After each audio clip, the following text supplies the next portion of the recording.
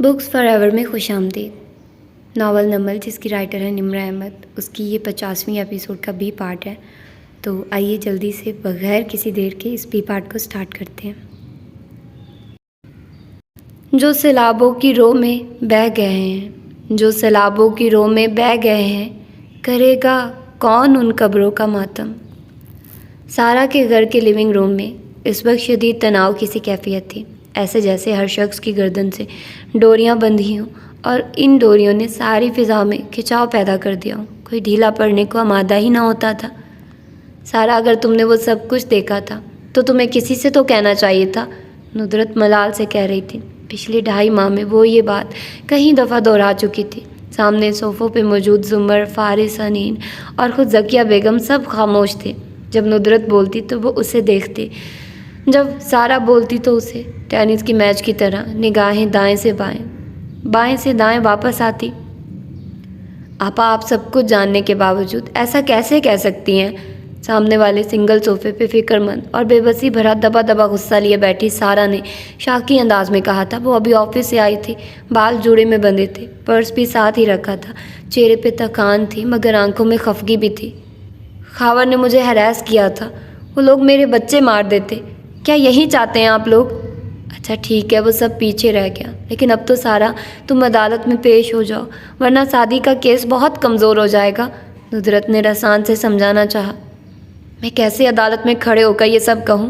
وہ بہت خطرناک لوگ ہیں، آپ لوگ مجھے سمجھانے کی بجائے خود کیوں نہیں سمجھتے؟ وہ ڈری ہوئی نہیں تھی، وہ ان کی عقلوں پہ متعجب تھی۔ سارا، انہوں نے جو سعدی کے ساتھ کیا تم اس کے لیے کوئی گواہی نہیں دو گی کیا؟ تاکہ جو سعدی کے ساتھ کیا ہے وہی میرے بچوں کے ساتھ کریں؟ کیا اب بھی آپ لوگوں نے کوئی سبق نہیں سیکھا؟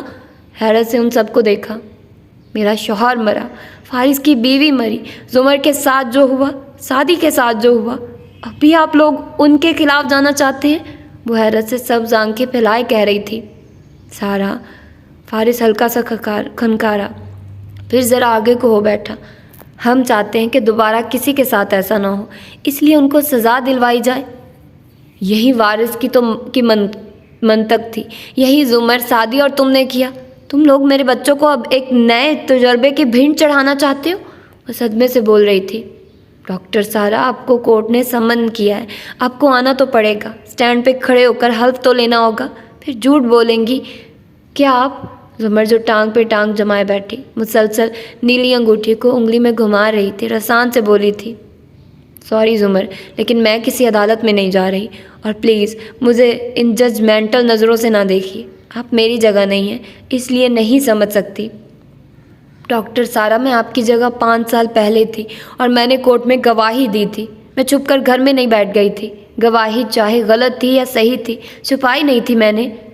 آپ نے فارس کے خلاف گواہی دی تھی، کاردارز کے خلاف نہیں، بھری عدالت میں کاردارز کو قاتل نہیں کہا تھا آپ نے۔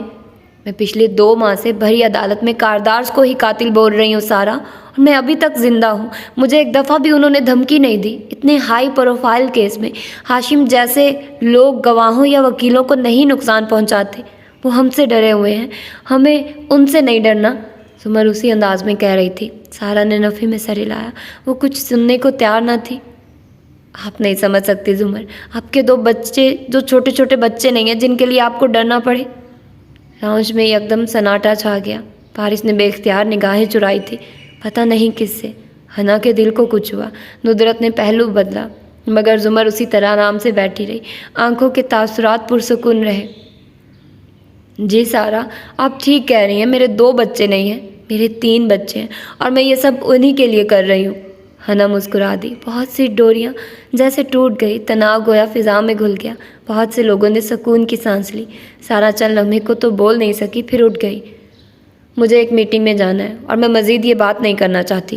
پھر ایک ملامتی نظر فارس پہ ڈالی۔ اب تم بھی مجھے سیف راستہ نہیں دینا چاہتے، کیونکہ تمہیں بھی اب ان ٹرائل والی منطق سے اتفاق ہو گیا ہے نا؟ آپ کے لیے گواہی دینا بہتر ہے سارا، وہ نرمی سے بولا تھا۔ سارا سر جھٹک کر آگے بڑھ گئی، سب خاموش رہ گئے، ماحول افسردہ ہو گیا۔ پھر فارس خنخارا، میں بھی چلتا ہوں، مجھے بھی۔ زمر کو دیکھا، کسی کے ساتھ ڈنر کرنا ہے؟ زمر یوسف، جو چند لمحے پہلے تک پرسکون سی بیٹھی تھی، اب کی آنکھیں اٹھا کر اسے دیکھا تو ان میں آگ کی لپیٹیں نکل رہی تھی۔ تو ڈنر کے ٹائم جانا، ابھی سے کیوں جا رہے ہو؟ اچھا ہے نا، ذرا گپ شپ لگانے کا وقت مل جائے گا، کبھی کبھی تو ایسا بہانہ ملتا ہے، تھوڑی کھجاتے ہوئے وہ سادگی سے بولا تھا۔ 2 نمبر آدمی، وہ بڑبڑا کر رخ موڑ گئی۔ سارا موڈ خراب ہو گیا تھا۔ وہ اب اپنا والیٹ اور چابیاں اٹھا رہا تھا۔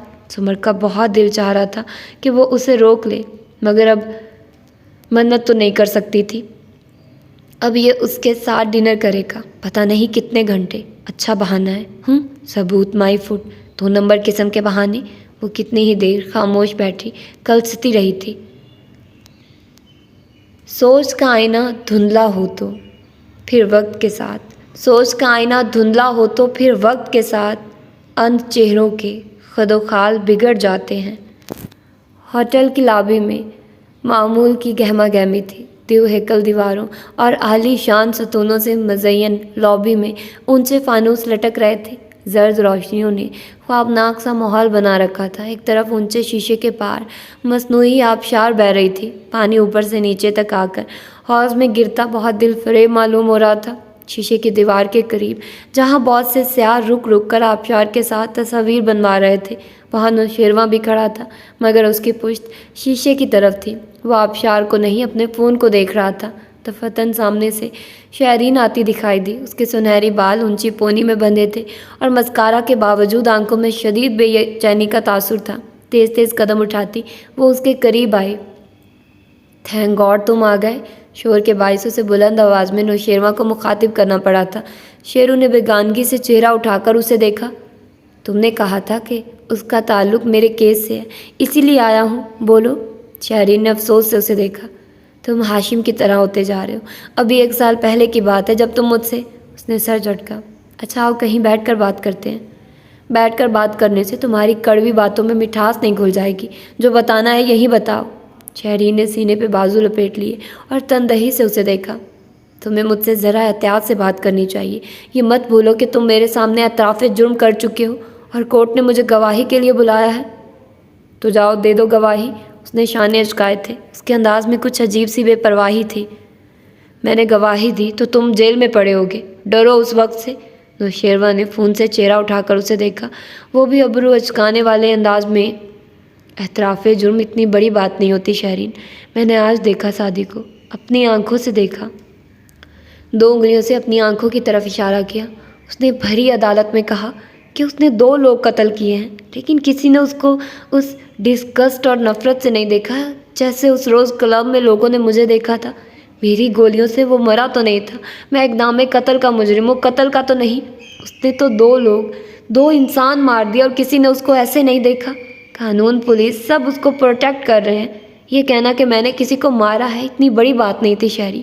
گناہوں سے ڈرنا نہیں چاہیے، ان کو فیس کرنا چاہیے، یا تو ہاشم بھائی کی طرح ان کے لیے 1000 تعویلیں گھڑ لینی چاہیے، یا پھر سعدی کی طرح ان کا اعتراف کر کے ان کو اون کرنا چاہیے، اپنے خوف اور ڈر کو اون کرنا چاہیے۔ شہرین نے بیزاری سے اس کی بات کاٹی۔ شیرو میں تمہارے خلاف گواہی نہیں دوں گی اگر تم مجھے اپنی کمپنی میں شیئرز اور پتہ ہے شہری، میں کتنے مہینوں سے بلکہ 1 سال سے مختلف قسم کے وہموں اور خوف کا شکار رہا ہوں۔ سرخ شربت دیکھو تو خون نظر آتا تھا۔ وہ سر اٹھائے اوپر جھولتے فانوس پہ نگاہیں جمائے کہہ رہا تھا۔ وہ عجیب سی ذہنی کیفیت میں تھا۔ کتے کو ماروں تو لگتا ہے انسان کو مار دیا۔ ہاتھوں پہ سرخ دھبے نظر آتے تھے، گیلے دھبے، خون ہر جگہ تھا۔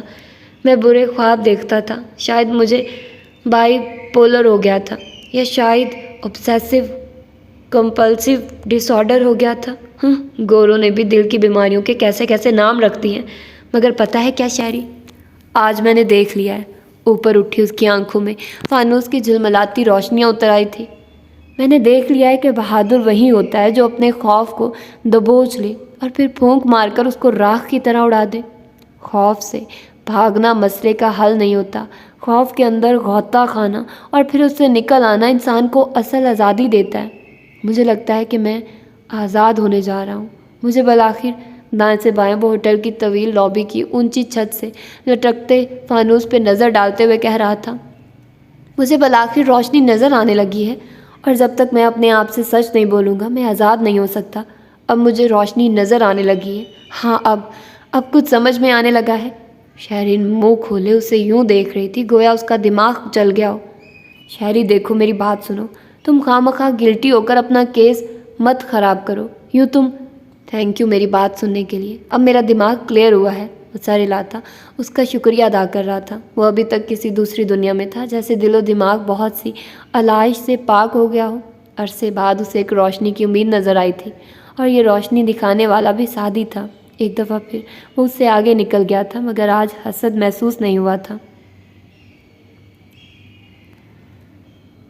ہارون عبید کی رہائش گاہ شام کے مبہم اندھیروں میں ڈھکی دکھائی دیتی تھی. مرکزی ڈرائنگ روم سے گفتگو کی آوازیں آ رہی تھی. ان کو نظر انداز کر کے تم گول سیڑھیوں کو پھلانگتے اوپر جاؤ اور آبدار کے دروازے کے کی ہول سے اندر جھانکو تو وہ اس طرف پشت کیے ڈریسنگ ٹیبل کے سامنے بیٹھی نظر آ رہی تھی. آئینے میں اس کا عکس جلملا رہا تھا. سرخ بال، سیدھے سرخ بال کمر پہ گرے ہوئے تھے، اور اس نے سرخ چھوٹا سا رومال ہیئر بینڈ کی طرح ماتھے سے ذرا اوپر سر پہ لپیٹ رکھا تھا. وہ کلائی میں چوڑا سا وائٹ گولڈ بریسلٹ پہنے ہوئے تھی. لباس سلور سلک کا تھا اور دیگر جولری بھی وائٹ گولڈ کی تھی. اس سارے سفید پن میں سرخ اس کا رومال تھا یا پھر لپسٹک. وہ مسکرا کر چہرہ مختلف زاویوں سے موڑتی آئینے میں اپنا جائزہ لے رہی تھی. دفعتاً اس نے موبائل اٹھا کر دیکھا. فارس کا پیغام سامنے ہی چمک رہا تھا. 8 بجے تک آ جاؤ. اور جواب میں آبدار کا یس لکھا نظر آ رہا تھا. وہ ایک دفعہ پھر سے گھڑی دیکھنے لگی. ابھی پورا گھنٹہ پڑا تھا. نیچے واپس آؤ تو لاؤنج میں مخالف صوفوں پہ ہاشم اور ہارون بیٹھے دکھائی دیتے تھے.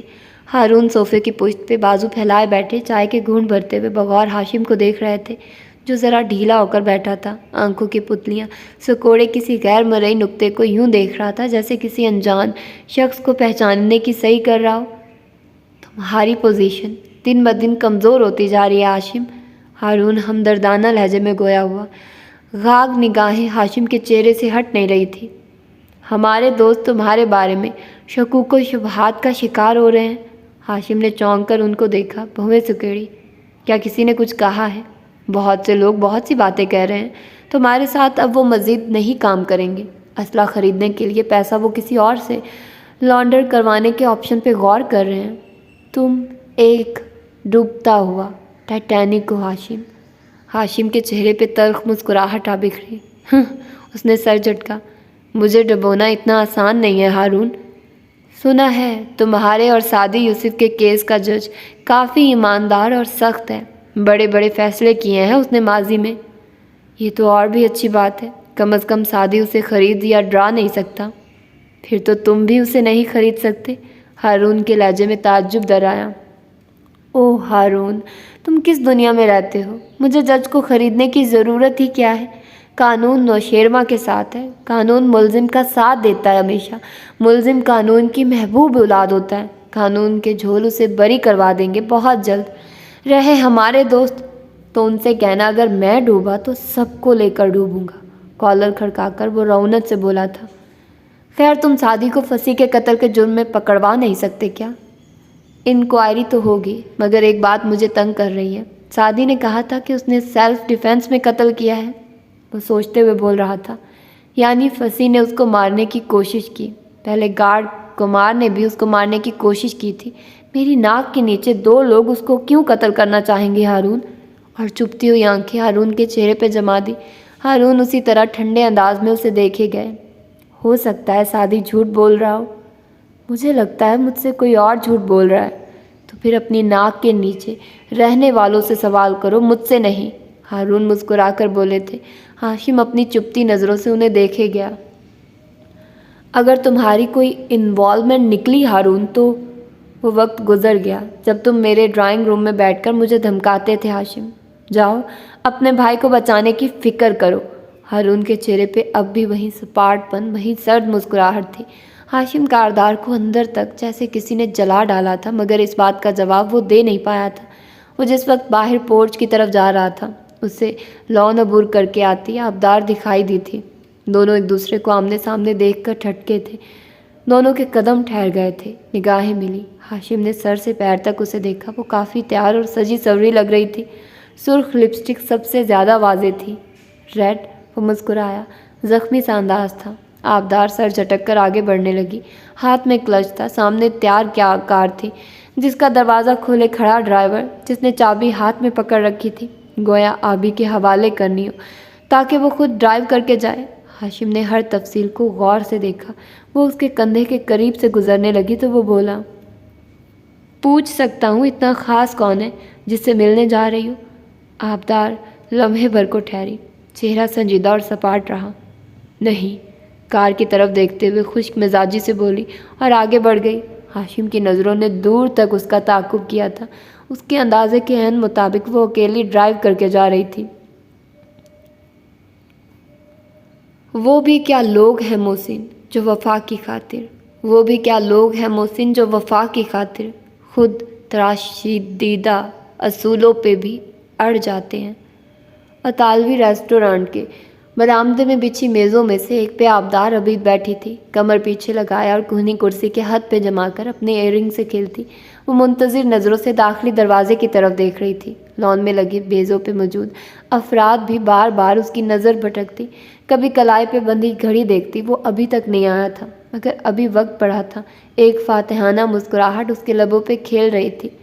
مور چال میں 8 بجے والے ڈرامے کا وقت ہوا چاہتا تھا۔ ندرت مسلسل اونچا اونچا ڈانٹ کر اسامہ کو خاموش ہونے کے لیے کہہ رہی تھی، جو سارا اسکول کا کام لاؤنج میں بیٹھ کر ہی کرنے کی ٹھانے ہوئے تھا۔ ساتھ میں مسلسل بڑے ابا کو بتا رہا تھا کہ حسینہ کو صداقت نے کتنا قیمتی سیمسنگ کا اسمارٹ فون لے کر دیا ہے۔ اسے یقین تھا کہ یہ چائنا والا نہیں بلکہ خالص اصلی والا ہے۔ ندرت نے چپل اٹھائی تو وہ خاموش ہوا۔ سادی قانون کی موٹی سی کتاب اٹھائے لاؤنج کے ایک کونے میں بیٹھا خاموشی سے پڑھ رہا تھا اور ان سب سے لا تعلق زمر اپنے کمرے میں اسٹڈی ٹیبل پہ بیٹھی تھی، بار بار گھڑی دیکھتی، چہرے پہ بے چینی بھی تھی اور غصہ بھی۔ کیا اب وہ اس کے ساتھ بیٹھا ہوگا، ڈنر منگوا رہا ہوگا؟ ثبوت کے تو بس بہانے ہیں، موقع چاہیے فارس کو بس۔ وہ سخت خفا لگ رہی تھی، بار بار موبائل اٹھاتی پھر رکھ دیتی۔ میں کیوں فون کروں، مجھے پرواہ تھوڑی ہے۔ وہ مسلسل خود سے بولے جا رہی تھی۔ ریسٹورانٹ میں واپس آؤ تو وہاں کھانے کی اشتہا انگیز خوشبو پھیلی تھی۔ آبدار اسے داخلی دروازے سے ہی نظر آ گئی۔ اس نے گہری سانس لی اور قدم اس کی طرف بڑھا دیے۔ آبی نے یقیناً اسے نہیں دیکھا تھا۔ وہ مگن سے مسکراتی ہوئی سوچ میں گم بیٹھی نظر آ رہی تھی۔ اس نے آبدار کو نگاہوں میں رکھے، لان پار کیا، بہت سی میزوں کے درمیان سے راستہ بنایا اور پھر برآمدے کے زینے عبور کیے، چند رگ مزید اٹھائے، یہاں تک کہ آبدار کی میز سامنے آ گئی۔ اس نے قدم روک لیے، آبی کے بالکل سامنے۔ وہ جو مگن سی بیٹھی تھی، کسی کے آنے کی آہٹ پہ چونکی، پھر مسکراتی نظریں اٹھائی، مگر جیسے ہی آبدار نے سامنے موجود ذی نفس کو دیکھا، اس کی مسکراہٹ غائب ہوئی، آنکھوں میں الجھن سی ابھری۔ سوری، آپ کون؟ جانتے بوجھتے بھی اس نے سوال کیا۔ سامنے کھڑی حنین نے مسکرا کے کرسی کھینچی۔ میں حنین یوسف ہوں، مجھے فارس غازی نے بھیجا ہے۔ ان کا کہنا ہے کہ آپ کیس میں ہماری مدد کرنا چاہتی ہیں کسی اہم ثبوت کے ساتھ۔ میں وہی لینے آئی ہوں آپ سے۔ اپنا پرس نیچے رکھا اور دونوں کونیاں میز کی سطح پہ رکھ کر چہرہ ہتھیلیوں پہ گرائے، وہ معصومیت سے بولی، اور فارس؟ وہ ششدر رہ گئی تھی۔ وہ تو مجھے ڈراپ کر کے چلے گئے۔ وہ اکثر اسی طرح مجھے ڈراپ کرتے ہیں اور عموماً اسی وقت کسی کا قتل ہو جاتا ہے۔ بس خدا سے آج کوئی جان نہ جائے، جھرجھری لے کر وہ بولی تھی۔ آبدار کا حلق تک کڑوا ہو گیا، ماتھے پہ سلوٹیں در آئی۔ اس نے بے چینی سے پہلو بدلا، اندر غصے کے ابال اٹھنے لگے تھے۔ میں نہ اچھی خاصی ایپیکورین ہوں، فوڈی، صحیح قسم کی فوڈی، اسی لیے اپنا آرڈر تو میں فوراً کر رہی ہوں۔ آپ کیا لیں گی؟ وہ مینیو بک اٹھا کر ویٹر کو اشارہ کرتے سادگی سے پوچھ رہی تھی۔ آبدار نے تندہی سے اسے دیکھا، ماتھے پہ کٹے بال اور لمبے بالوں کی فرنچ گوندے۔ وہ لیمن کلر کے لان کے نفیس سے جوڑے میں ملبوس سادہ سی لڑکی تھی، گندمی رنگت کی حامل مگر چمکتی سیاہ آنکھوں والی۔ آبدار سر جھک کر موبائل اٹھا کر کال ملانے لگی۔ حنین اسی بے نیازی سے ویٹر کو آرڈر لکھوا رہی تھی۔ آپ آرڈر نہیں کریں گی؟ معصوم حنین نے پلکیں جھپک کر پوچھا۔ تم یہاں کیوں آئی ہو؟ وہ خشک لہجے میں بولی۔ کیونکہ آپ کے پاس کوئی اہم ثبوت ہے جو آپ ہمیں دینا چاہتی ہیں۔ ماموں نے کہا جا کر ان سے لے لو۔ میں آ گئی، جو دینا ہے وہ انہی کو دوں گی، تمہیں نہیں۔ خیر تمہیں کچھ اور نہیں کہنا تو میں چلتی ہوں۔ وہ اٹھنے لگی۔ ویسے تو میں اپنا بل خود ادا کروں گی، جی ایس ٹی ملا کر پورے 2050 بنیں گے۔ 2000 ہے میرے پاس، آپ 50 روپے ادھار دے دیں، ٹرائل پہ جب آپ سے ملوں گی تو دے دوں گی واپس، پھر آپ بے شک چلی جائیے۔ پھر سے آنکھیں جھپکائی۔ आबदार ने एक तीखी नज़र उस पर डाली, क्लच खोला, अंदर से क्रेडिट कार्ड निकाला और मेज़ पे रख दिया। नज़र उठाकर वेटर्स को देखा जो सर्विंग की तैयारियों में नज़र आते थे, जो कि हदायत कड़ी थी, इसलिए उसके मेहमान के आते ही वो चौकन्ने हो गए थे। उनको मालूम नहीं था कि मेहमान मतलूबा शख्स नहीं है। पेमेंट हो जाएगी, तुम खाना खाओ, वो बेजारी से बोली। तो हनीन ने शाने झुकाए। आपकी मर्ज़ी, और नैपकिन गोद में बिछाया, छुरी कांटा दुरुस्त करके रखा। वैसे चाहे तो मामू से एक दफ़ा पूछ लें। वो बहुत पूरी यकीन थे कि आप बगैर वो फ्लैश ड्राइव दिए नहीं जाएंगी। आबदार को उसके क्यों की ज़रूरत ही नहीं थी। वो पहले ही मोबाइल पे नंबर मिलाकर उठ खड़ी हुई थी। जैसे ही फारिस ने कॉल पिक की, वो मेज़ के पीछे से निकलकर ज़रा दूर चली आई। आप कहाँ हैं? रेस्टोरेंट के बरामदे में खड़े नाराज़ी से वो फ़ोन में बोली थी। काम से निकला हुआ हूँ। क्यों? आपको खुद यहाँ आना था, उसको क्यों भेजा? गर्दन मोड़कर एक खफा निगाह हनीन पे डाली, जो चेहरा हथेलियों में गिराए बैठी मुस्कुरा कर उसे देख रही थी। भाभी को नए सिरे से गुस्सा आने लगा। अगर कुछ वाकई ज़रूरी है आपके पास तो उसे दे दें, आगे आपकी मर्ज़ी। डर गए क्या मुझसे? वो चंद लम्हों के लिए खामोश हुआ। मैं आपकी बहुत इज्जत करता हूँ, सिर्फ ये नहीं चाहता कि आप मेरी वजह से किसी मुसीबत में पड़े। मुसीबत में तो मैं पड़ चुकी हूँ, तल्खी से मुस्कुरा कर बोली। बहरहाल मैं उसको कुछ नहीं दे रही, बल्कि मैं जा रही हूँ यहाँ से। मर्ज़ी आपकी, मैं क्या कह सकता हूँ। दूसरी तरफ से लाइन डेड हो गई। आबदार वापस आई तो माथे के बल गहरे हो चुके थे। खाना सर्व हो चुका था और हना मज़े से शुरू भी कर चुकी थी। मेरे भाई का इंटरव्यू करने के बाद भी आपको असल गेम नहीं समझ आई है ना? लजानिया का बड़ा सा पोर्शन अपनी प्लेट में निकालती हनीन ने मगन से अंदाज में पूछा था। सॉरी, वो खड़े खड़े क्लच में मोबाइल रखती चौंकी। नहीं आया समझ में? हना ने हैरान नज़रें उठाकर उसे देखा। चल हमें लेकर, मुंह का लुकमा चबाया, फिर सॉफ्ट ड्रिंक का घूंट भरा, फिर चेहरा उठाया। आबदार उसी तरह शशोपंज में खड़ी थी। यही तो सारा मसला है आबदार साहिबा। फारिस गाजी हमसे अपना काम ऐसे निकलवाते हैं कि हमें लगता है ये हमारा ही तो आइडिया था। आपके साथ भी यही हुआ। मैं समझाती हूँ आपको। रुक कर कांटे में फंसा पनीर, पास्ता और कीमे का टुकड़ा मुंह में रखा। लजीज अशिया ज़बान को छूते ही गोया अंदर घुल गई। उसने नवाला तसल्ली से खाया, फिर बोली, आप हारून अबीद की बेटी है ना? और फारिस मामू को मालूम था कि हारून साहब का साहिद सादी भाई के अगवा में हाथ है, तो उन्होंने बस इतना किया कि भाई के मेमोरियल डे पे मेरी तकरीर से पहले डॉक्टर तौकीर बुखारी से कहा कि अपनी तकरीर में इतना कह दें कि सादी यूसुफ क्लिनिकल डेथ का शिकार हुआ था।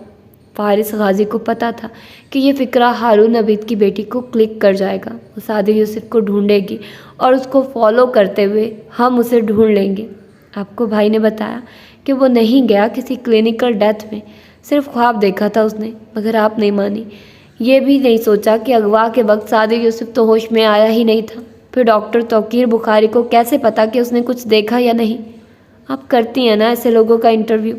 यूँ आपने भाई को ढूंढा और हम भी भाई तक पहुंच गए। अब आया समझ में? आपको इस्तेमाल किया है फारिस गाजी ने। वो खाते हुए बोलती जा रही थी जैसे खबरनामा पढ़कर सुना रही हो। आप भी बिल्कुल मुतहिर सी खड़ी थी सुन। फिर वो आहिस्ता से बोली, तो वो हमेशा से मुझ पे नज़र रखे हुए था। वो बोली तो आवाज़ में तफाकुर सा था। हनीन ने हाथ रोककर उसकी आंखों में देखा। उसे बुरा नहीं लगा था, उसे नाज हुआ था। आप तो किसी और की भी नज़र में है। किसकी? वो चौंकी। हाशिम की। वो बोली तो अंदर दिल गीली लकड़ी की तरह सुलग गया। आवाज़ कांपी, आंखों में कर्ब सा उभरा। दिल खोया था और वापस हासिल भी कर लिया था, मगर खोने का दर्द और वापसी के जतन की अजियत आज भी वैसी ही थी। हाशिम का क्या जिक्र? आबदार ने गौर से उसे देखा। वो हैरान हुई थी। हनीन चल हमें उसे देखती रही, उन्हीं खोजती रश्क भरी नज़रों से। फिर लबों से फिसला, क्या है आप में जो उसे कहीं और देखने ही नहीं देता? आबदार हल्का सा मुस्कुराए, फिर आगे को हुई और हना की सादा चमकदार आंखों में झांका। छोटी लड़की, क्या तुम्हें हाशिम पे क्रश है? हनीन उसी तरह उसे देखे गई, बोली कुछ नहीं, अलबत्ता उसके रुखसार गुलाबी हुए थे। हाशिम को मुतासिर करने के लिए सामने वाले में क्लास होनी चाहिए। वो पीछे को टेक लगाते हुए खबरदार करने के से अंदाज में गोया हुई। खूबसूरती होनी चाहिए, मुतासिर कुन स्टाइल होना चाहिए, जहानत और एतमाद होना चाहिए। ऐसी लड़की जो उसकी कोहनी थाम कर जब चले तो एक दुनिया उसको देखे। वो ढेरों दौलत और जाह की मालिक हो, उसका आला ख़ानदान हो, वो शहजादियों जैसी हो, वो करियर वुमन हो, بڑے بڑے میدان مارے ہو اس نے، سیمینارز اور ورک شاپس میں تقریر کرتی ہو تو ایک دنیا اس سے متاثر ہوتی ہو، اس سے کم پہ وہ کبھی راضی نہیں ہوتا۔ شہرین اپنی جوانی میں ایسی ہی تھی اور آپ بھی ایسی ہی ہیں، وہ اسے تکتے ہوئے بے خودی کے عالم میں بولی تھی۔ آبدار نزاکت سے مسکرائی۔ میں تمہارا دل نہیں توڑنا چاہتی، مگر تم ایسی بالکل بھی نہیں ہو، وہ تمہیں کبھی نہیں چاہے گا، وہ ہر کسی کو نہیں چاہ لیتا۔ حنین ہلکا سا مسکرائی۔ مجھے اس کی خواہش بھی نہیں ہے، میرے لیے یہی کافی ہے۔ مجھ سے فارس غازی محبت کرتے ہیں اور وہ ہر کسی سے محبت نہیں کر لیتے، بڑے جتن کرنے پڑتے ہیں ان کی محبت، دوستی اور اعتماد جیتنے کے لیے۔ وہ مجھے اپنی ٹیم کہتے ہیں۔ میں اداس بیٹھی ہوں تو محسوس کر لیتے ہیں اور میں خوش بیٹھی ہوں تو میری خوشی ہمیشہ بانٹتے ہیں۔ مجھے ایسی باتیں بھی بتا دیتے ہیں جو زمر کو نہیں بتاتے۔ میں خوش ہوں کہ میرے پاس زیادہ اچھے محبت کرنے والے ہیں۔ آبدار کی مسکراہٹ پھیکی پڑ گئی، مگر اس نے لاپرواہی سے شانے اچکائے۔ تم ان کی بھانجی ہو، یہ نیچرل ہے۔ آپ یہ کہہ رہی ہیں کہ میرے اندر محبت لینے والی کوئی خوبی نہیں ہے؟ میرا تم سے کیا مقابلہ ہے؟ وہ مسکرا دی اور پھر شانے اچکائے۔ عجب ادائے بے نیازی تھی۔ تو پھر مجھے وہ ثبوت نہیں دیں گی آپ؟ حنین پلیٹ پرے دھکیل کر ٹیشو سے ہاتھ اور لب صاف کرتے ہوئے بولی۔ آبدار نے مسکرا کر نفی میں گردن ہلائی۔ فارس غازی سے کہو اگر وہ اسے چاہیے تو مجھ سے خود آ کر لے، میں دے دوں گی، مگر صرف اسی کو۔ تم میرے پیر بھی چھو تو میں تمہیں نہیں دوں گی۔ آپ کی مرضی، ورنہ میں تو آپ کے پیر چھونے والی تھی۔ حنین مایوسی سے اٹھ کھڑی ہوئی اور پرس کندھے پہ لٹکایا۔ کھانا اچھا تھا مگر اتنا اچھا نہیں، اٹالین میں دیسی ٹچ آ رہا تھا۔ بل آپ ادا کر دیجیے گا، میں تو ویسے بھی کسی قابل نہیں، اور کندھے اچکا کر مڑ گئی۔ آبدار نے سر جھٹکا، اس کی نظروں نے دور جاتی حنین کا آخر تک پیچھا کیا تھا، پتہ نہیں کیوں آخری باتوں میں طنز سا محسوس ہوا تھا۔ بل پے کرنے کے بعد اس نے کریڈٹ کارڈ واپس رکھنے کے لیے پرس کھولا تو ایک دم ٹھٹک گئی۔ اوپر کا سانس اوپر اور نیچے کا نیچے رہ گیا۔ پرس کی اندرونی زپ کھلی تھی اور وہ خفیہ جیب خالی تھی۔ وہ خفیہ جیب جس میں اس نے وہ ٹائپ ان ڈرائیو رکھی تھی، کدھر گئی؟ آبدار بدحواسی سے پرس کو کھنگالنے لگی۔ باہر پارکنگ میں فارس کی کار کا فرنٹ ڈور کھول کر حنین اندر بیٹھی اور ٹائپ ان کیمرہ اس کی طرف بڑھا دیا۔ 4 منٹ بھی نہیں لگے مجھے، پہلے اس کا پرس کھلوایا، پھر جب وہ آپ سے بات کرنے کے لیے سائٹ پہ گئی تو اسے نکال لیا۔ مجھے لگا تھوڑی احتیاط سے چھپائے گی اسے، مگر وہ محترمہ تو اپنے شاہانہ زام میں کافی لاپرواہ ثابت ہوئی ہیں۔ اب بیٹھ کر سوچ رہی ہوں گی کہ کون کتنا قابل ہے۔ خفگی سے بڑبڑاتی وہ بولی تھی۔ فارس نے ایک ہاتھ میں ننھا کیمرہ پکڑا اور دوسرے سے ڈرائیو کرتا کار آگے لے گیا۔ تھوڑی دور جا کر اس نے گاڑی کی چھت پہ لگی لائٹ آن کی اور غور سے اس ڈیوائس کو دیکھا، پھر جیب میں رکھ دی۔ ویسے آپ خود بھی ان سے یہ مل کر لے سکتے تھے۔ کافی دیر بعد حنین ونڈ اسکرین کے پار نگاہیں جمائے سوچتے ہوئے بولی، جب آپ کو یہ معلوم ہو انین کہ کسی سے آپ کا ملنا یا بات کرنا آپ دونوں کو فتنے میں مبتلا کر سکتا ہے تو پھر اس راستے سے ہی اعتراض برتنا چاہیے۔ یہ نہیں کہ بہانے سے اس سے ملا جائے اور خود کو صفائیاں دی جائے کہ یہ آخری بار ہے، اس دفعہ بات کر کے اس قصے کو ختم کرنا ہے میں نے۔ ایسے نہیں ہوتا، جب تعلق توڑنا ہوتا ہے تو کسی خدا حافظ، کسی الوداع کے بغیر اسی لمحے توڑا جاتا ہے۔ وہ سادہ سے انداز میں کہہ رہا تھا۔ حنین کو بہت کچھ یاد آیا، مگر بظاہر بشاشت سے بولی، صاف کہیے نا، بیوی سے ڈرتے ہیں آپ؟ بیوی سے کون نہیں ڈرتا یار، اس نے جھرجھری سی لی۔ وہ ہنسی، پھر سڑک کو دیکھ کر بولی، اب ہم کہاں جا رہے ہیں؟ تمہیں گھر ڈراپ کر کے میں فاطمی صاحب کے پاس جا رہا ہوں۔ حنین بالکل ٹھہر گئی۔ الیاس فاطمی، وارث ماموں کا باس، یہ نام ذہن میں 5 سال سے بیٹھا ہوا تھا۔ وہ وٹنس لسٹ میں ہے، اس لیے مجھے اس سے ملنا ہے، مگر سنو، گھر جا کر زمر کو مت بتانا کہ میں اس سے ملنے گیا ہوں۔ یاد دہانی کرائی۔ تو انہیں کیا بتاؤں آپ کس سے ملنے گئے ہیں؟ جس سے تم مل کر آ رہی ہو۔ وہ محظوظ ہوا تھا۔ حنین کے ابرو خفگی سے بھنچے۔ اس مین حرکت کو کیا کہوں میں؟ اسے تم فراسسزم کہو۔ خیر سے زمر بی بی یہی ڈیزرو کرتی ہیں۔ اب اترو، گھر آ گیا تھا۔ فارس نے اس کو مسکرا کر اترنے کا اشارہ کیا۔ حنین خفا سی اتر گئی۔ وہ مسکراتے ہوئے کار آگے لے گیا، اسے جیسے سوچ کر ہی مزہ آ رہا تھا۔ شدت غم میں بھی زندہ ہوں تو حیرت کیسی، شدت غم میں بھی زندہ ہوں تو حیرت کیسی، کچھ دیے تند ہواؤں سے بھی لڑ جاتے ہیں۔ وہ ایک عجیب رات تھی، بے چین، مضطرب، ڈھیر سارا ذہنی دباؤ لیے ہوئے۔ وہ وہ سونیا کی سالگرہ میں جانے سے پہلے وارث سے ملا تھا۔ حنین اس کے ساتھ تھی۔ اسے حنین کو اس کی کسی دوست سے ملوانے جانا تھا، یہ بھی ایک بہانہ تھا، زمر سے ملنے کا بہانہ، نہ ڈھونڈنے کا بہانہ۔ جب کوئی تعلق نہیں رکھنا تو کیا بار بار اس کا سامنا کیا جائے، یہی سوچ کر وہ فرار اختیار کر رہا تھا۔ حنین کار میں بیٹھی تھی اور وہ باہر کھڑا تھا۔ فارس سے اس کی بات تب ہی ہوئی تھی۔ وہ کچھ پریشان تھا، ظاہر نہیں کر رہا تھا مگر پریشان تھا۔ میرا باس مجھ سے استعفیٰ مانگ رہا ہے۔ اس وقت لوگ آس پاس تھے، وہ جلدی میں تھا، اس کو سمجھا نہیں سکتا تھا، اتنا وقت ہی نہیں تھا، مگر اس نے بار بار کہا تھا تم انتظار کرو، میں کر لوں گا سب کچھ ٹھیک، بس تم استعفیٰ نہیں دو گے۔ آخری دفعہ جو اس نے وارث کا چہرہ دیکھا اس پہ ایک تسلی سی تھی، سخت پریشانی کے درمیان مہم سی تسلی، ایک مان اعتبار سا تھا کہ فارس سنبھال لے گا، اور وارث سر کو اسبات میں خم دیتے ہوئے اپنی کار کی طرف مڑ گیا تھا۔ یہ وہ آخری دفعہ تھا جب اس نے اس کا چہرہ دیکھا تھا، زندہ چہرہ۔ وہ حنین کو ہوٹل لے آیا، اس کے دوست پہ سے پہ در پہ سوالات کرتے ہوئے بھی اسے مسلسل کوفت ہو رہی تھی۔ ذہنی طور پہ وہ پیچھے تھا، وارث کے مسئلے میں اٹکا تھا۔ سالگرہ کی تقریب میں واپس آ کر بھی وہ ایسا ہی الجھا ہوا تھا۔ زرتاشا کو ہاشم نے کچھ کہہ دیا تھا، وہ اس پہ خفا ہو رہی تھی۔ فارس کا کھولتا دماغ مزید ابلنے لگا تھا، اسے خود بھی نہیں یاد اس رات اس نے کس کس کو جھڑکا تھا۔ علیسا، حنین، زرتاشا، ہاشم۔ سارا غصہ اور چڑچڑاپن اس لیے تھا کہ وہ وارث سے نہیں مل سکا تھا، اسے ٹھیک سے سمجھا نہیں سکا تھا۔ زرتاشا آف موڈ کے ساتھ سوئی تھی، وہ مسلسل وارث کو کال کر رہا تھا مگر اس کا فون آف تھا۔ اس رات وہ نہیں سویا، بالکنی میں بیٹھا رہا، پیر لمبے کر کے میز پہ رکھے وہ سوچے جا رہا تھا۔ سامنے ہاشم کے کمرے میں ایک لیمپ آن تھا، پردوں کی جھری سے صاف دکھائی دیتا تھا۔ ہاشم بھی صوفے پہ لمبے پیر کر کے بیٹھا سگریٹ پھونک رہا تھا، اس کی آنکھیں سرخ تھی اور وہ کسی اور ہی حالت میں لگتا تھا۔ فارس پھر بالکنی میں ٹہلنے لگا، دائیں سے بائیں، بائیں سے دائیں۔ وہ بے چین تھا، جانے کون سی چیز سکون نہیں دے رہی تھی۔ دل خراب تھا، دماغ بھی ٹھیک نہیں تھا، کیا کرے، کس سے کہے۔ وہ عجیب بھاری سی رات تھی، گویا دل پہ کوئی بھاری سل پڑی ہو، جس کو اٹھائے تو کیسے اٹھائے، گرائے تو کیسے گرائے، کوئی سرا ہاتھ نہ آتا تھا۔ صبح شادی کبھی ٹھیک سے طلوع بھی نہیں ہوا تھا جب اس نے بنا کچھ کھائے پیے، حتیٰ کہ منہ دھوئے بغیر چابی اٹھائی اور باہر نکل گیا۔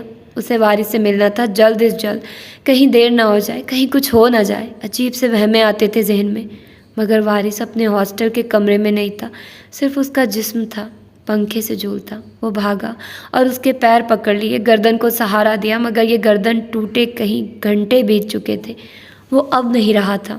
اگلے چند دن یوں گزرے گویا آنکھوں کے سامنے لال دھند سی چھائی ہو۔ عجب کرب تھا، عجب درد تھا۔ پہلے دن وہ صدمے سے چپ رہا تھا، وارث کی بیٹیوں کو روتے دیکھتا رہا، ویران آنکھوں سے سب دیکھتا رہا، ویران دل سے سنتا رہا۔ پھر جب وہ وارث کی بیٹی کے ساتھ اس کی قبر کے سامنے بیٹھا تو اس روز سارے احساسات جاگنے لگے تھے، غم پہ غصہ غالب آنے لگا تھا، اتنا کہ لگتا تھا کہ دل پھٹ جائے گا۔ تب اس نے عہد کیا تھا، قسم کھائی تھی کہ وہ انتقام لے گا، شاید تب وہ انتقام کو انصاف کے مترادف سمجھتا تھا، وہ ضرور اپنے بھائی کے خونیوں کو کیفر کردار تک پہنچائے گا، اس کا عہد تھا خود سے۔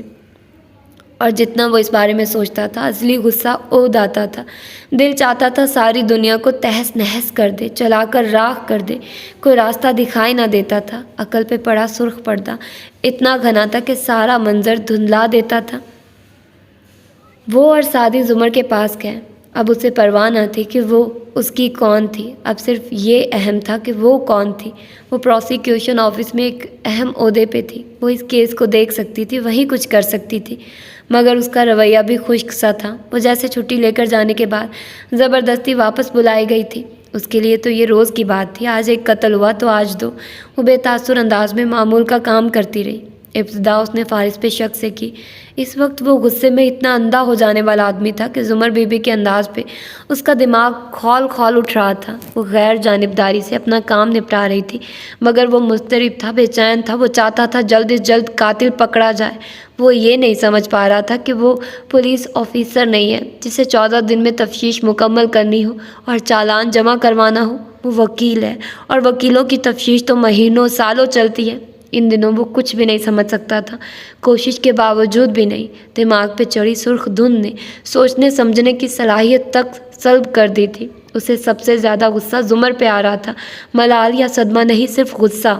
وہ اس پہ کیوں شک کر رہی تھی؟ ٹھیک ہے وہ اسے اپنے علی بھائی سے ملوا دے گا، مگر وہ اس پہ شک کر کے اچھا نہیں کر رہی تھی۔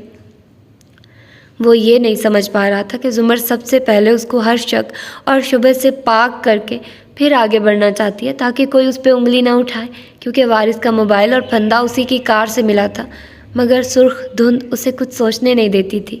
کوئی اس پہ شک کیسے کر سکتا ہے؟ سب اندھے ہیں کیا؟ وہ اپنے بھائی کا قاتل کیسے ہو سکتا ہے؟ یہ ایسا ربش تھا جس پہ فارس غازی کے خیال میں کوئی یقین نہیں کر سکتا تھا، اس لیے اس نے اس امکان کو ذہن سے خارج کر رکھا تھا۔ مگر یقین کرنا کسے تھا؟ صرف شک ہی کافی ہوتا ہے۔ آدمی کو ملزم صرف شک بناتا ہے، یقین تو مجرم بناتا ہے۔ وہ ملزم بننے جا رہا تھا اور وہ خود اپنی قسمت سے لاعلم تھا۔ سارا دھیان صرف ایک چیز میں اٹکا تھا، وارث کا باس الیاس فاطمی۔ صرف وہی جانتا ہے کہ وارث کو کس نے اور کیوں مارا ہے۔ الیاس فاطمی اپنی اسٹڈی میں بیٹھا تھا، کمپیوٹر کے سامنے فائلوں کا انبار لگا پڑا تھا جس کے صفحات کا وہ اسکرین پہ نظر آتے ہندسوں سے موازنہ کر رہا تھا۔ اسٹڈی میں سفید بتیاں جلی تھی، کھڑکی کے بلائنڈز بند تھے، پیچھے ریکس میں ترتیب سے رکھی کتابیں نظر آتی تھیں۔ وہ اینک لگائے کام میں پوری طرح منہمک تھا، مگر اس آواز نے اسے چونکا دیا تھا، کوئی آہٹ سی تھی شاید۔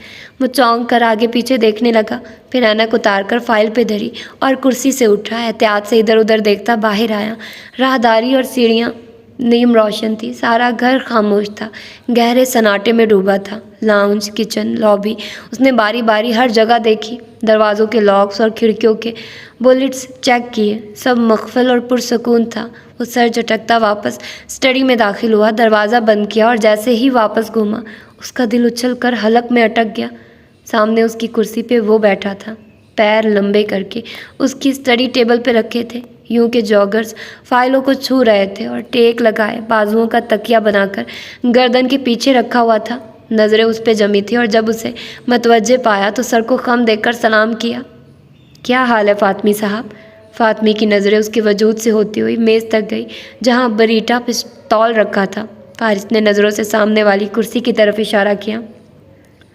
فاطمی نہیں ہلا، وہ کھڑا رہا، اس کا ذہن ممکنہ آپشنز پہ تیزی سے کام کر رہا تھا، ہاتھ ڈور نوب پہ ہنوز جمع تھا۔ اگر میں تمہاری جگہ ہوتا تو چپ چاپ یہاں آ کر بیٹھ جاتا، کیونکہ اگر تم شور کر کے کسی کو بلاؤ گے تو بات پھیلے گی، ہاشم سنے گا تو سمجھے گا کہ تم اور میں ملے ہوئے ہیں، اور یہ صرف ایک کور اپ تھا، ایک بھونڈی کوشش جس سے تم اس پہ یہ ثابت کر رہے تھے کہ تم مجھ سے نہیں ملے ہوئے۔ وہ مزید تم پہ شک کرے گا۔ فاطمی نے ڈور نوب چھوڑ دیا، اسے خشمگی نگاہوں سے گھورتا ہوا وہ سامنے آیا اور کرسی کھینچی۔ کیا چاہتے ہو تم؟ ہاشم کو اپنی اور میری کورٹ میں ہونے والی ملاقات کا جانے کس ڈھنگ سے بتایا تم نے کہ وہ میری ایک ایک موو پہ نظر رکھنے لگا ہے؟ اب کیا چاہتے ہو تم؟ بیٹھ جاؤ، اپنا ہی گھر سمجھو۔ فارس نے پھر سے اشارہ کیا، اس کی سنہری آنکھوں میں سکون تھا اور بے نیازی بھی۔ فاطمی چند لمحے کھڑا رہا، پھر بیٹھ گیا، ایک گہری سانس لی۔ کیا چاہتے ہو تم؟ تم نے پرسوں کورٹ میں پیش ہونا ہے، میں چاہتا ہوں کہ تم وہاں سچ بولو۔ میرا اس کیس سے کوئی تعلق نہیں ہے، وہ جھڑک کر بولا تھا۔ تعلق تو ہے، اور تم کورٹ میں اس کے بارے میں بتاؤ گے، اور پھر تم… فارس نے جوگرز نیچے اتار لیے، آگے کو ہو کر بیٹھا اور اس کی آنکھوں میں جھانکا۔ تم اپنی جاب سے استعفیٰ دے دو گے؟ فاطمی کی آنکھیں پھر حیرت اور پھر ناگواری سے پھیلی۔ میں استعفیٰ کیوں دوں؟ کیونکہ میں ایسا کہہ رہا ہوں، کیونکہ میں ایسا چاہتا ہوں، کیونکہ میں تمہارے کیس کا جج، جیوری اور جلاد ہوں۔ وہ سرد تپش سے لدی آنکھیں اس کے چہرے پہ گاڑے بولا تھا۔ آج میں تم سے استعفیٰ مانگ رہا ہوں الیاس فاطمی، اور اگر میں نے ایسا نہ کیا تو کیا کرو گے تم؟ مجھے زہر دو گے؟ میری بیٹی کو مارو گے؟ تمہاری اطلاع کے لیے میں اسے باہر سیٹل کروا چکا ہوں، وہ تمہاری پہنچ سے اب بہت دور ہے۔ وہ حقارت سے بولا تھا۔ مجھے تمہاری بیٹی سے کوئی سروکار نہیں ہے، مگر ہاں تمہارے بیٹے سے ہے، تمہارا لاڈلا بیٹا جس کی کار کے لیے تم نے میرے بھائی کو مصلوب کیا تھا، جو باوجود کوشش اور سفارشوں کے مقابلے کا امتحان پاس نہیں کر سکا، اور آج کل اسی پرائیویٹ فرم کو چلا رہا ہے جسے اس نے 2-2.5 سال پہلے بنایا تھا۔ مجھے تمہارے بیٹے سے سروکار ہے۔ کیا کرو گے تم میرے بیٹے کا؟ وہ چونکا تھا مگر ڈرا نہیں۔ سمپل، میں اس کے کمرے میں اسے پنکھے سے لٹکا کر اس کی گردن توڑ دوں گا، جان کے بدلے جان، گردن کے بدلے گردن۔ اب فیصلہ تم نے کرنا ہے، پستول اٹھا کر جیب میں ہڑسا اور اٹھ کھڑا ہوا۔ ایک لمحے کے لیے بھی الیاس فاطمی سے نظریں نہیں ہٹائی۔ تم ایسا نہیں کرو گے، میرے بیٹے کا کوئی قصور نہیں ہے، وہ بےتابی سے بولا، مگر ڈر اب بھی نہیں تھا۔ میں نے کہا نا، فیصلہ تمہیں کرنا ہے، عدالت میں سچ بولو، ورنہ تمہیں تمہارے لاڈلے بیٹے کی لاش بہت جلد پنکھے سے جھولتی ملے گی۔ پھر ہاتھ ماتھے تک لے کر سلام کیا، پھر ملتے ہیں، اور دروازے کی طرف بڑھ گیا۔ چند لمحے بعد ویسا ہی سناٹا چھا گیا۔ الیاس فاطمی اسی طرح بیٹھا رہا۔ اس کے چہرے پہ غصہ بھی تھا اور تفکر بھی، مگر خوف نہیں تھا۔ اسے معلوم تھا کہ اسے کیا کرنا ہے۔ فارس اسی ہاؤسنگ سوسائٹی کی تاریخ اسٹریٹ میں قدم اٹھاتا آگے بڑھ رہا تھا جب جیب میں رکھا فون تھر تھرایا۔ اس نے چلتے چلتے اسے نکالا۔ اسکرین دیکھ کر لب مسکرا اٹھے۔ اس نے فون کان سے لگایا۔ جی حکم، کہاں ہو؟ خفا خفا سا پوچھا گیا۔ اسی کے ساتھ ہوں، وہ مسکراہٹ دبا کر بولا۔ زمر خاموش ہو گئی، پھر لہجہ سرسری سا بنایا۔ مجھے پوچھنا تھا کہ بڑا اچھا ریسٹورانٹ ہے یہ، پہلے بھی آیا ہوا ہوں میں یہاں، مگر آج زیادہ خوبصورت لگ رہا ہے، پتہ نہیں کیوں۔ ہاں تم کیا کہہ رہی تھی؟ زمر نے ضبط سے گہری سانس لی۔ میں تم سے پوچھ رہی تھی کہ تمہاری بلو والی شرٹ، یار ویسے بہت اچھا کھانا ہے ادھر کا، اور یہ کینڈلز بھی بہت اچھی ہیں، یہ شاید میرا موڈ اچھا ہے، پتہ نہیں کیوں میں کافی انجوائے کر رہا ہوں۔ فارس، اس نے بامشکل ابلتے غصے کے اوپر بند باندھا، کل کے لیے تمہارے کون سے کپڑے استری کروانے ہیں؟ اگر تم بتا دو تو میں صداقت کو۔ تم ایسے ہی اس لڑکی کو اتنا غلط سمجھتی ہو، ایک معصوم سی خواہش تھی اس کی یہاں کھانا کھانے کی، اور وہ میں نے پوری کر دی۔ اس نے تمہیں وہ ثبوت دیا یا نہیں؟ وہ تیزی سے بولی۔ اوہ، وہ تو میں بھول گیا، اصل میں باتوں میں اتنا مگن ہو گیا تھا کہ تم۔ سمر کا بس نہیں چل رہا تھا، اس کو فون کے اندر سے ہی شوٹ کر دے۔ تم نا آج رات گھر نہ آنا، مطلب اجازت دے رہی ہو اس کے گھر رکنے کی؟ سادگی سے پوچھا تھا۔ زمر نے آنکھیں میچ کر کن پٹی سلائی، پھر آنکھیں کھولی اور تیکھے لہجے میں گویا ہوئی۔ تمہارے کپڑے اب میں کوئی استری وستری نہیں کروا رہی، خود کرنا۔ ہوں، اور فون کھٹ سے رکھ دیا۔ اس کا چہرہ تمتما رہا تھا اور تنفس تیز تیز چل رہا تھا۔ 2 نمبر آدمی۔ اور یہ تھا اس کا بی پارٹ۔ یقیناً آپ لوگوں نے انجوائے کیا ہوگا، اور میں بھی بہت زیادہ انجوائے کر رہی ہوں، اور مجھے بہت اچھا بھی لگا یہ ناول، اور مجھے تو یہ ناول بہت ہی زیادہ پسند ہے۔ تو مطلب حالانکہ میں اس کو دوسری دفعہ پڑھ رہی ہوں، لیکن میں بالکل بھی بور نہیں ہوتی ہوں، میں بہت انجوائے کر کے پڑھتی ہوں۔ تو آپ لوگ بھی بتائیے گا اور آپ لوگوں کو کیسا لگ رہا ہے یہ ناول۔ اس کے علاوہ اگر آپ لوگوں نے ابھی تک اس چینل کو سبسکرائب نہیں کیا تو پلیز اچھے بچوں کی طرح سبسکرائب کر دو یار، 1000 سبسکرائبر کر دو۔ اس کے بعد میں تم لوگوں کو بالکل نہیں کہوں گی، تم لوگوں کی مرضی، پھر بعد میں تم لوگ سبسکرائب کرو نہ کرو، تم لوگوں کا اپنا، بس 1000 کر دو، ٹھیک ہے؟ تو اپنا ڈھیر سارا خیال رکھنا، مجھے دعاؤں میں یاد رکھنا۔ ملتے ہیں انشاءاللہ اس کی 51 ایپیسوڈ میں۔ اللہ حافظ۔